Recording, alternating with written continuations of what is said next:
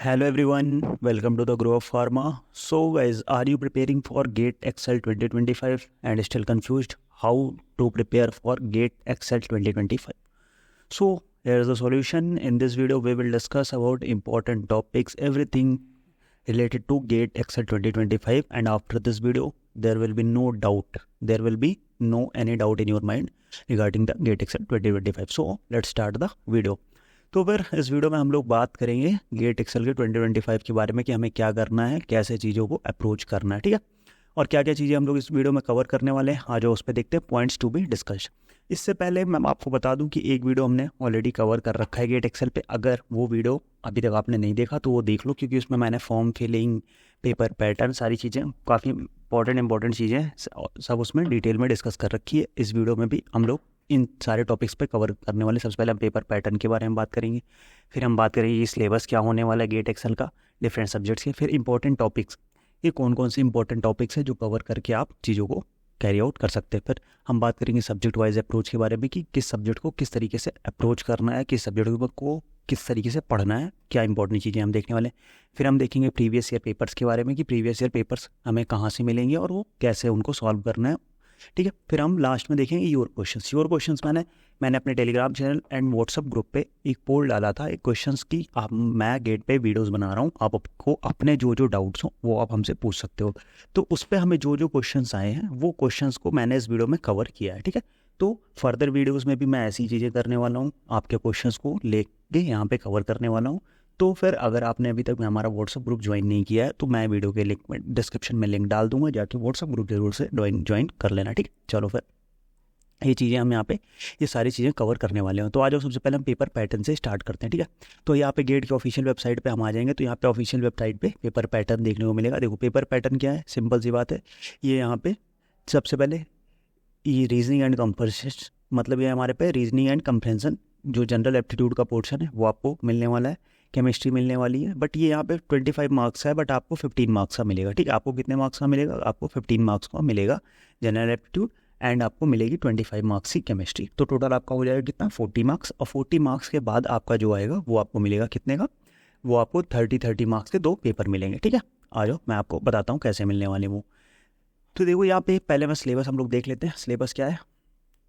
Syllabus में मैं आपको उससे पहले सब्जेक्ट दिखा दूँ। तो सबसे पहले जो केमिस्ट्री है, ठीक है, ये केमिस्ट्री का जो सब्जेक्ट है ये कंपलसरी टू ऑल है। मतलब क्या, ये सबको अटेम्प्ट करना ही करना है। ये कितने मार्क्स का आता है? ये आ गया आपका 25 मार्क्स की केमिस्ट्री आने वाली है। कितने मार्क्स की? 25 मार्क्स की केमिस्ट्री आने वाली है। उसके बाद आपका 15 मार्क्स का, अभी मैं इस पर इंपॉर्टेंट टॉपिक्स पे आऊँगा, बट एक बार ओवरव्यू देख लूँ।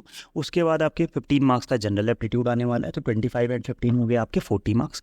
उसके बाद 30 मार्क्स में रिमेनिंग जो 60 मार्क्स हैं उसमें आपको दो सब्जेक्ट्स अटेम्प्ट करने हैं। और कितने मार्क्स के? 30 मार्क्स के 2 सब्जेक्ट्स अटेम्प्ट करने हैं, ठीक। अब जैसे यहाँ पे देखो बायोकेमिस्ट्री है, ठीक है। एक पहला सब्जेक्ट आपका बायोकेमिस्ट्री हो गया, बॉटनी हो गया दूसरा सब्जेक्ट। तीसरा सब्जेक्ट आपका जो हो जाएगा वो हो जाएगा microbiology, and fourth one is your zoology, and the fifth subject is food technology. So in these 5 subjects you have to select any 2 subjects in the question paper। मतलब आपके क्वेश्चन पेपर में जब आप एग्जाम देने जाओगे तो यहाँ पे जो आपके 5 सब्जेक्ट्स मैंने अभी आपको बताया, इन 5 सब्जेक्ट्स में से आप किसी 2 सब्जेक्ट को सेलेक्ट करना होगा और उन 2 सब्जेक्ट्स के पेपर को अटेम्प्ट करना होगा। बाकी आपके जनरल एप्टीट्यूड हो गए और आपके जो केमिस्ट्री हो गई ये कंपलसरी होती है, ठीक है। यहाँ पे इनके एक ऑफिशियल ब्रोशर में मैं आपको एक बार चीज़ें दिखा देता हूँ, ठीक है, ताकि आपका जो रिमेनिंग डाउट्स है, वैसे मैंने ये अपने पिछले वीडियो में भी ये चीज़ कवर कर रखी है, बट यहाँ पे फिर मैं आपको एक बार फिर से दिखा देता हूँ ताकि आप में कोई डाउट ना रह जाए, ठीक है।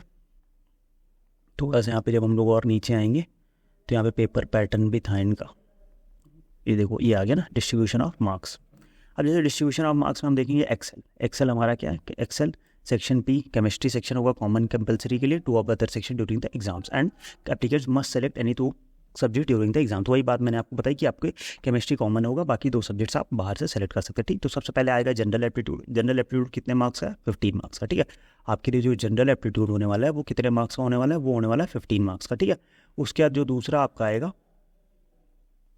आएगा आपका सब्जेक्ट जो कंपलसरी सेक्शन का है वो आएगा अपना कंपलसरी सेक्शन, मतलब केमिस्ट्री होने वाली है आपकी 25 मार्क्स की, ठीक है।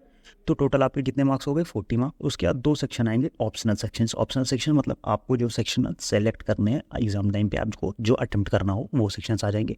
और वो कितने मार्क्स के आएंगे, वो हो जाएगा 2 × 30 मीन्स 60 मार्क्स से वो ऑप्शनल सेक्शन हो जाएंगे। तो टोटल जो आपका आ जाएगा वो कितने मार्क्स का आ जाएगा, टोटल जो आपका आ जाएगा वो आ जाएगा 25, 40 मार्क्स ही हो गया एंड 60, टोटल आपके 100 मार्क्स के पेपर हो जाएंगे। ठीक है, चलो अब आ जाओ हम लोग एक एक करें सब्जेक्ट वाइज पेपर्स देख लेते कि सब्जेक्ट वाइज कैसे अप्रोच करना है। तो सबसे पहले देखो यार, अभी आपको सबसे पहले ये समझ लो कि कितने नंबर चाहिए आपको अगर क्वालिफाई करना है गेट इन। मैं जनरल कैटेगरी की बात कर रहा हूँ, और आपको general category last year excel की जो कट ऑफ गई थी वो गई थी अप्रॉक्स 28 के अप्रॉक्स गई थी। ठीक है, जनरल कैटेगरी की जो कट ऑफ गई थी वो 28 मार्क्स गई थी आउट ऑफ 100। ठीक है, तो आपको केवल 28 मार्क्स चाहिए for cut off, for qualifying.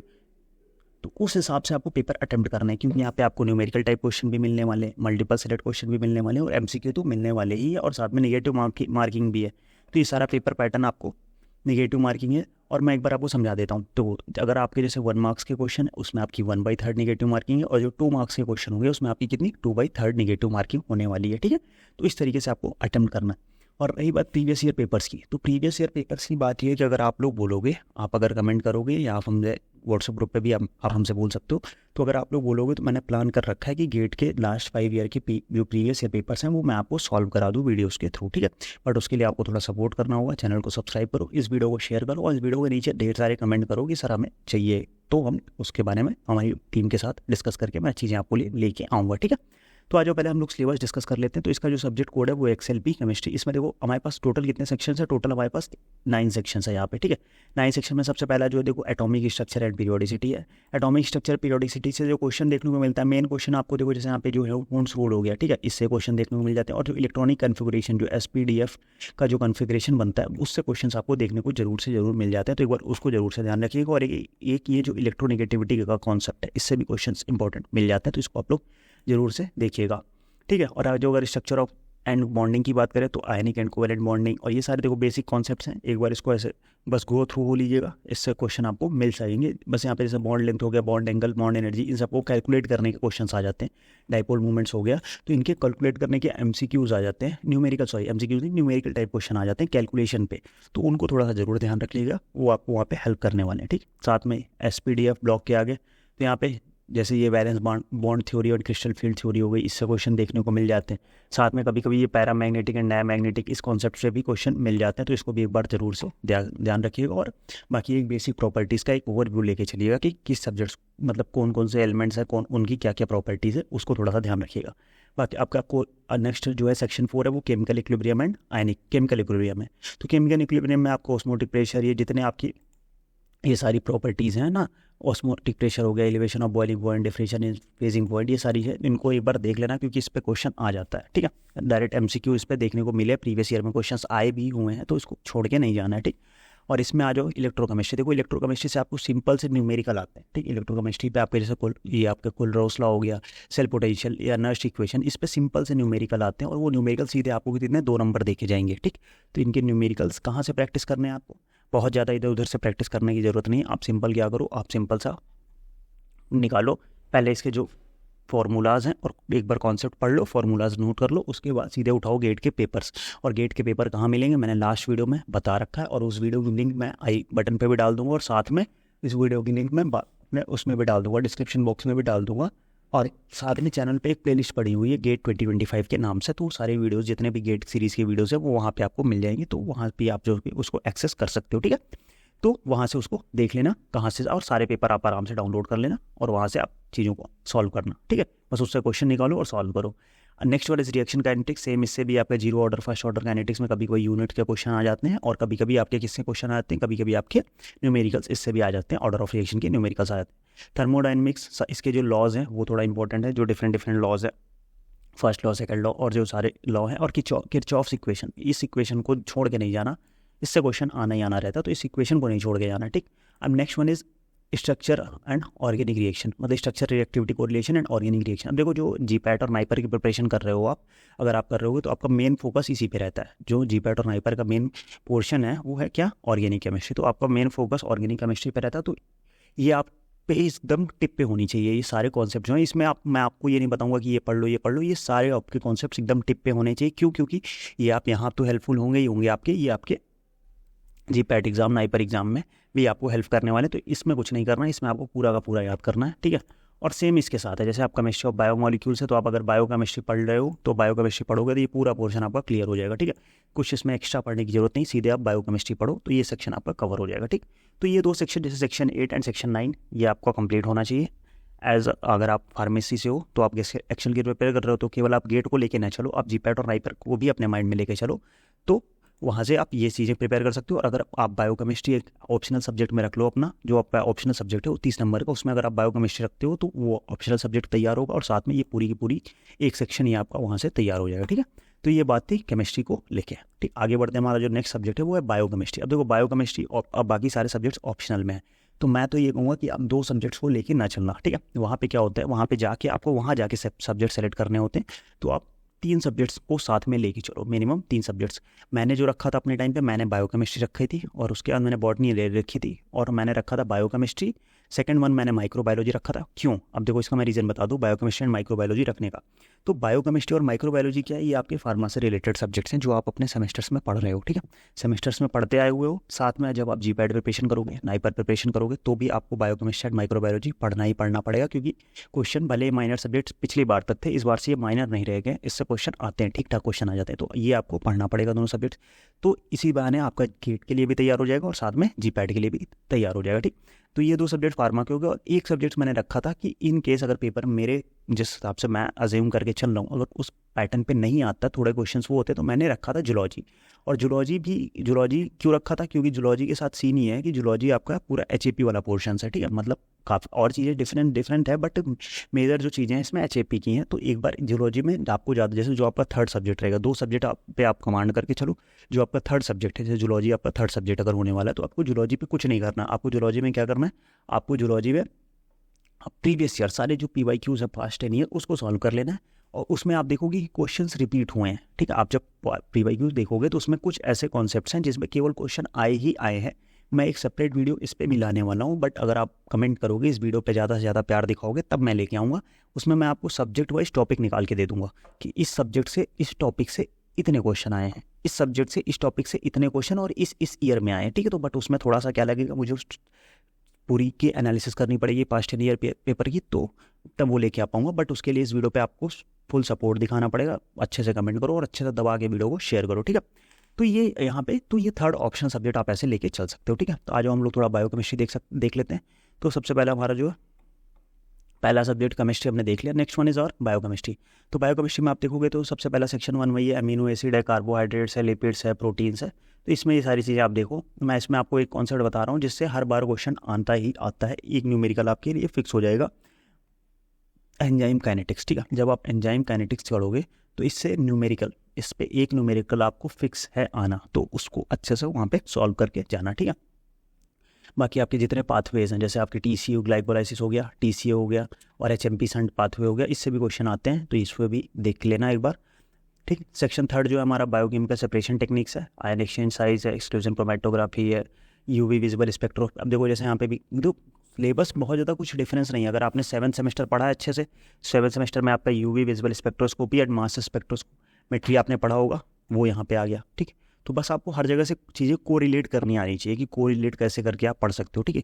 तो जो चीज़ें कोरिलेट, ऐसे सब्जेक्ट्स ऐसे टॉपिक को कोरिलेट करके पढ़ो जो आपको यहाँ भी हेल्प आए और वहाँ भी हेल्प करे। तो जब दोनों चीज़ों को आप कोरिलेट करके ले जाओगे ना, तो चीज़ें बहुत आसान और ईजी वे में हो जाएंगी, ठीक है। तो इस तरीके से पढ़ना होता है, बस ऐसा नहीं कि यार हमें बायोकेमिस्ट्री पूरा पढ़ना है या गेट अलग है ना, जीपैट नाइपर अलग है, अलग नहीं है। थोड़ा सा पैटर्न डिफरेंट है, थोड़ा सा सिलेबस डिफरेंट है, बस काफ़ी चीज़ें कॉमन भी है। जैसे मैंने आपको बताया, जैसे केमिस्ट्री में 2 सेक्शन पूरे के पूरे कॉमन थे, यहाँ पे भी टॉपिक्स काफ़ी कॉमन है, ठीक। तो ये चीज़ें हैं, जैसे यहाँ पे ये है बायोकेमिस्ट्री, बट आपका ये रिलेट कर रहा है कहाँ से, ये आपका रिलेट कर रहा है एनालिसिस से, तो वो चीज़ें हैं, इसको आपको रिलेट करके पढ़ना आना चाहिए। Same next section cell structure, organelles, ये तो और पढ़ते ही आ रहे हो, ट्रांसपोर्ट है, cross membrane, active diffusion, passive diffusion, facilitated cell transport, ये सारी चीज़ें हैं। तो ये सारी चीज़ें आपको कुछ नहीं है, बस आपको एक बार ध्यान रख के चल रहा है, ठीक।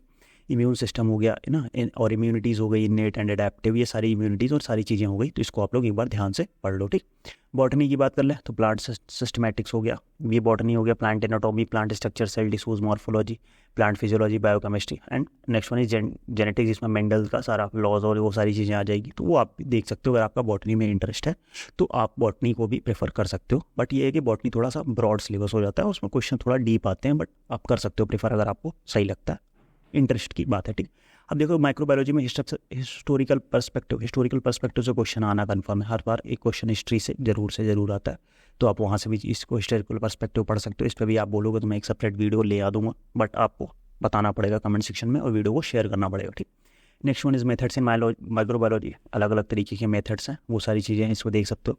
माइक्रोबियल टेक्सोनॉमी, जैसे बैक्टीरिया हो गया, eukaryotic, east, protozoa, virus, fungi, ये सारी चीज़ें आपकी जीपैट और नाइपर के लिए आपको पढ़नी पड़ेगी, वो सारी चीज़ें आप यहाँ पे कर सकते हो, ठीक। और यहाँ पे देखो ये ग्रोथ कर्व, इस ग्रोथ कर्व को छोड़ के नहीं जाना है, ठीक है, बिल्कुल भी ग्रोथ कर्व को छोड़ के नहीं जाना है। अगर आप अभी नोट कर रहे हो तो नोट कर लो, लिख लो, ग्रोथ कर्व से क्वेश्चन आना 100% श्योर है। आप प्रीवियस ईयर पेपर उठाओगे तो आपको पता चल जाएगा कितना इंपॉर्टेंट टॉपिक है, इससे क्वेश्चन आना 100% श्योर है, तो इसको छोड़ के बिल्कुल भी नहीं जाना है, ठीक है। साथ में माइक्रोबियल मेटाबॉलिज्म, ये अलग अलग तरीके के सारी यूनिट्स हैं, तो आप इसको देख सकते हो। माइक्रोबियल जेनेटिक्स हो गया, डीएनए, ई कोलाई बैक्टीरिया, इन सब से भी क्वेश्चंस आते हैं। ये जो टॉपिक है आपका माइक्रोबियल जेनेटिक्स, इससे भी ठीक ठाक तरीके के क्वेश्चन आ जाते हैं, तो इसको भी एक बार ज़रूर से देख लेना, ठीक है। नेक्स्ट सेम जूलॉजी की बात मैंने बता दी आपकी कि एचएपी के काफ़ी सारे पॉइंट्स हैं, और एचएपी के पॉइंट्स के बाद आप इसको भी कवर कर सकते हो जो कुछ रिमेनिंग है। हम नेक्स्ट वन आता है फूड टेक्नोलॉजी। देखो फूड टेक्नोलॉजी सब्जेक्ट आपको देखने में थोड़ा नया लग जाएगा, बट कुछ नया है नहीं इसमें। क्यों? देखो अगर आप फूड केमिस्ट्री न्यूट्रिशन की बात करोगे तो पहला टॉपिक जो है वो कार्बोहाइड्रेट्स है। कार्बोहाइड्रेट्स आप किसमें, बायोकेमिस्ट्री में पढ़ के आओगे, बस इसमें थोड़ा सा वो जो कार्बोहाइड्रेट्स है बायोकेमिस्ट्री में आप बस पढ़ते हो, डीप में पढ़ते हो। इसमें क्या है ना, उसके एप्लीकेशंस, जैसे कि यहाँ पे हम बैलेंस डाइट हो गया, इसेंशियल अमीनो एसिड्स हो गया, फैटी एसिड्स हो गया, वो सारी चीज़ें वही है, बस थोड़ा सा उसका जो आपको पढ़ने का तरीका है, जो क्वेश्चन आस्किंग अप्रोच है, वो थोड़ी सी चेंज हो जाती है, बस और चीज़ें सेम ही रहती हैं। सेम सेकंड यूनिट देखो अगर आप, तो फूड माइक्रोबायोलॉजी अभी आप माइक्रोबायोलॉजी पढ़ के आओ, बट वही माइक्रोबायोलॉजी को अब आप फूड में देखोगे कि जैसे आपका मिल्क हो गया, फिश हो गया, साथ में दैट कर्ड हो गया, योगर्ट हो गया, चीज़ हो गया, पिकल्स हो गया, तो इसमें चीज़ों को देखोगे तो फूड माइक्रोबायोलॉजी में वो चीज़ें आ जाएंगी, है माइक्रोबायोलॉजी का ही पोर्शन, ठीक। Next one is food products and technology. तो इसमें देखो आप, इसमें काफ़ी सारी चीज़ें आ जाएगी, प्रोसेसिंग, चिलिंग, फ्रीजिंग, डिहाइड्रेशन, तो ये सारी चीज़ें हैं जो आप अभी तक पढ़ के आ चुके हो। मतलब इन सारी चीज़ों को देखो आपने सारी चीज़ें पढ़ रखी हैं। जैसे अगर आप नेक्स्ट यूनिट देखोगे, ये वाली देखो, तो ये सारा यूनिट जो है, ये पूरी यूनिट आपकी कहाँ से आती है? ये पूरी यूनिट आती है आपकी फार्मास्यूटिकल इंजीनियरिंग, जो आपने थर्ड सेमेस्टर में पढ़ रखी है, वहाँ से आ जाती है सारी की सारी यूनिट्स। चाहे रेनॉल्ड नंबर हो गया, हीट ट्रांसफर हो गया, हीट कंडक्शन, कन्वेक्शन, रेडिएशन हो गया, ठीक है। और बस यही बेस चीज़ें क्या कि यहाँ पे वो जो वहाँ पे डायरेक्ट आपसे पूछ लेता था कि भाई हीट ट्रांसफर बता दो, यहाँ पे वो हीट ट्रांसफर आपको फूड के पर्सपेक्टिव में पूछेगा, तो उसकी जो अप्रोच है वो चेंज हो जाएगी, बस वही डिफरेंस है। बाकी चीज़ें आप पढ़ रखे हो, कुछ नई चीज़ें इसमें नहीं मिलने वाली हैं। एक बार आप जब पढ़ोगे तो चीज़ें आपको लगेंगी कि हाँ सिमिलर ही हैं, बस क्वेश्चन जितने ज़्यादा आप सॉल्व करोगे उतना ज़्यादा आपको बेनिफिट होने वाला है इसमें, ठीक है। तो ये सारे सब्जेक्ट्स की मैंने आपको एक बार अप्रोच बता दी कि कैसे कैसे है। अगर अब आप इसमें ये चाहते हो, मैं आपको इसमें बता रहा हूँ कि अभी हमारे क्या क्या प्लान्स हैं आप इस चीज़ को लेके, ठीक है। इस चीज़ को लेके जो हमारे प्लान्स है कि पहला प्लान ये है कि आपको इस सारे जो यूनिट वाइज आपको वो देना है कि किस किस टॉपिक से कितने कितना क्वेश्चंस आए हैं अभी तक, ठीक है। बट उसके लिए आपको वीडियो को शेयर करना पड़ेगा, मैंने आपको बता दिया। सेकंड प्लान है हमारा है कि जनरल एप्टीट्यूड्स और बाकी सारे जो सब्जेक्ट्स हैं उसके प्रीवियस ईयर क्वेश्चंस आपको सॉल्व कराने, तो उसको भी अगर आपको करना है तो आप हमें बताइएगा और थोड़ा सा चैनल पे सपोर्ट बना के रखिएगा, ठीक।